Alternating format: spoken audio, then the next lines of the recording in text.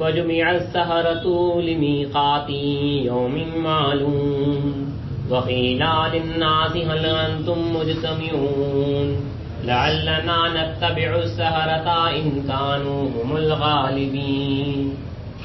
غرض وہ جادوگر ایک معین دن کے مقرر وقت پر جمع ہو گئے اور لوگوں سے کہہ دیا گیا کیا تم لوگ بھی جمع ہو گئے تاکہ اگر جادوگر غالب آ جائیں تو ہم ان کی پیروی کریں. فلما جاء السحرة قالوا لفرعون أئنا لنا أجرا إن كنا نحن الغالبين.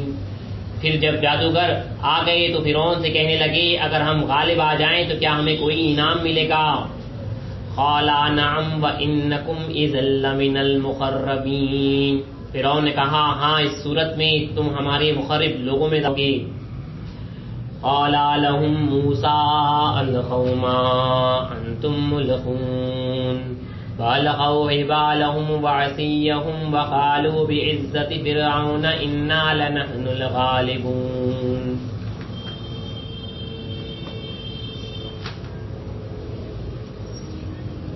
موسیٰ نے ان لوگوں سے کہا تم کو جو کچھ ڈالنا ہو تو انہوں نے اپنی رسیاں اور لاٹیاں ڈالی اور بولے فرعون کے اقبال کی قسم ہم ضرور غالب رہیں گے. فَأَلْقَى مُوسَىٰ عَصَاهُ فَإِذَا هِيَ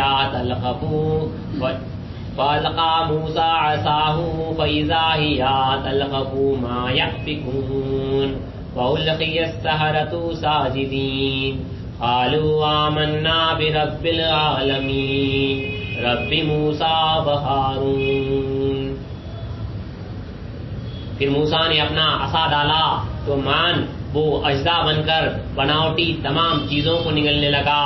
پھر تو تمام جادوگر سجدے میں گر پڑے بولے ہم رب العالمین پر ایمان لائے جو موسیٰ اور ہارون کا بھی رب ہے. صدق اللہ العظیم وصدق رسولہ الکریم وصدق المہدی الموعود العظیم.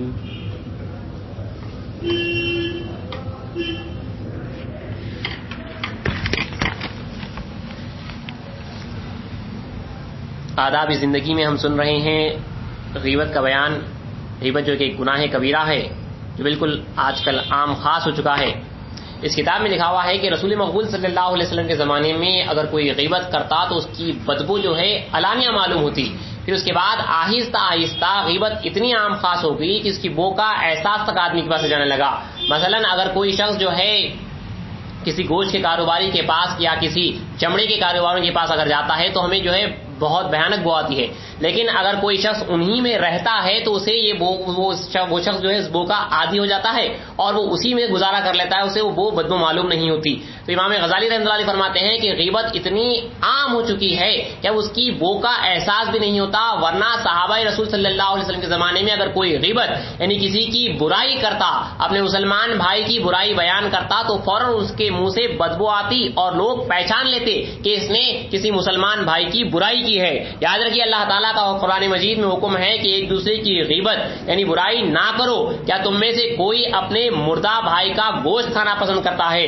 رسول مقبول صلی اللہ علیہ وسلم فرماتے ہیں کہ قیامت کے دن بدترین آدمی دو چہروں والا چغل خور ہوگا, یعنی چغلی کرنے والا, ادھر کی بات ادھر لگانے والا اور برائی بیان کرنے والا, جو آپ کے پاس اور چہرہ لے کر آتا ہے اور دوسرے کے پاس اور چہرہ لے کر جاتا ہے. اور فرمایا جو دنیا میں چغل خوری کرتا ہے قیامت کے دن اس کے منہ سے آپ کی دو زبانیں ہوگی.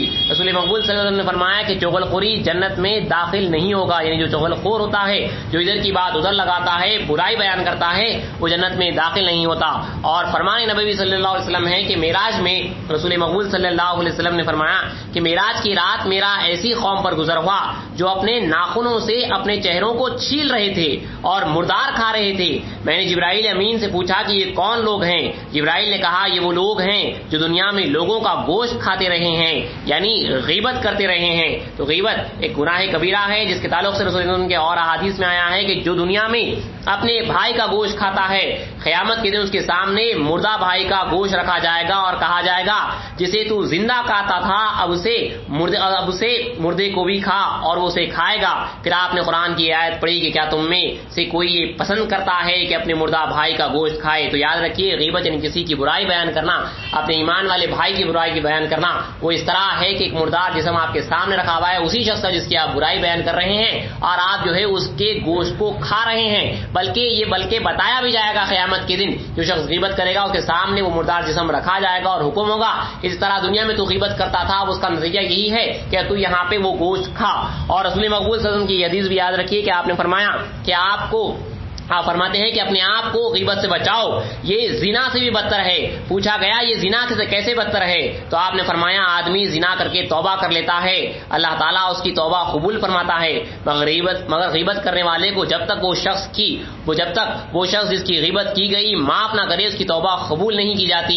لہٰذا ہر غیبت کرنے والے کے لیے ضروری ہے کہ وہ اللہ کے حضور شرمندہ ہو کر توبہ کرے, تاکہ اللہ کے کرم سے فیضیاب ہو کر پھر اس شخص سے معذرت کرے, معافی چاہے جس کی اس نے غیبت کی تھی, تاکہ غیبت کے اندھیریوں سے رہائی حاصل ہو.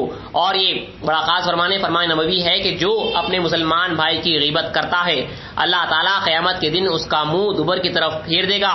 اس لیے ہر غیبت کرنے والے پر لازم ہے کہ وہ اس مجلس سے اٹھنے سے پہلے, گنہگار انسان ہے, انسان سے گناہیں ہوتی ہیں, خطائیں ہو جاتی ہیں, اگر جو ہی اس سے جو ہے یہ گناہ ہو گیا, یہ غیبت ہو گئی کسی کی, تو آپ فرماتے ہیں کہ وہ اس مجلس سے اٹھنے سے پہلے اللہ تعالیٰ سے معافی مانگ لے. اور جس شخص کی غیبت کی ہے اس تک پہنچنے سے پہلے اگر اس نے رجوع کر لیا, یعنی اگر آپ نے کسی کی برائی بیان کی تو آپ کو فوراً یہ احساس ہو گیا کہ میں نے غلطی کر دی, گناہ کر دیا, تو چاہیے کہ فوراً اللہ تعالیٰ سے جو ہے آپ اس کی برائی, آپ جو اپنی جو برائی کی تھی اس کی آپ توبہ کر لیں, قبل اس سے کہ آپ نے جو برائی بیان کی تھی وہ اس شخص تک پہنچ جائے جس کی آپ نے برائی کی تھی. تو اگر وہ بات وہاں تک پہنچ جائے تو آپ کی توبہ جو ہے قبول نہیں ہوگی. اگر وہ بات وہاں پہ پہنچنے سے پہلے آپ نے توبہ کر لی تو رسول مقبول صلی اللہ علیہ وسلم فرماتے ہیں کہ اگر توبہ کر لی جائے تو توبہ قبول ہو جاتی ہے, مگر جب بات اس شخص تک پہنچ جائے تو جب تک کہ وہ خود معاف نہ کرے توبہ سے تو گناہ معاف نہیں ہوتا. تو چاہیے اگر گناہیں ہم سے ہو جاتی ہیں تو فوراً اللہ تعالیٰ سے جو ہے لرز طرز کے معافی چاہیں, قبل اس سے کہ آپ کی جو بات ہے وہ اس شخص تک پہنچ جائے جس کی آپ نے برائی بیان کی تھی.